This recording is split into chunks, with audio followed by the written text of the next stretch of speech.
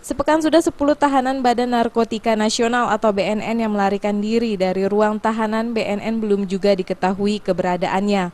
Bahkan tak hanya BNN, untuk mencari keberadaan terpidana kasus narkoba tersebut, Mabes Polri dan Polda Metro Jaya siap membantu melakukan pencarian ke-10 terpidana tersebut.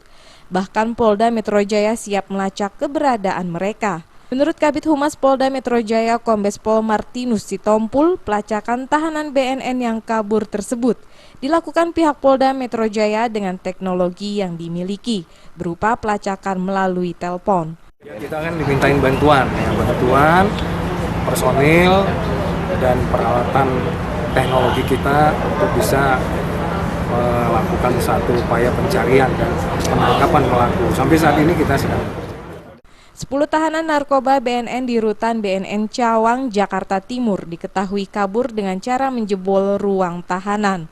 Diduga berhasilnya 10 tahanan narkoba kabur karena keterlibatan pihak-pihak tertentu, sehingga memudahkan para narapidana melarikan diri.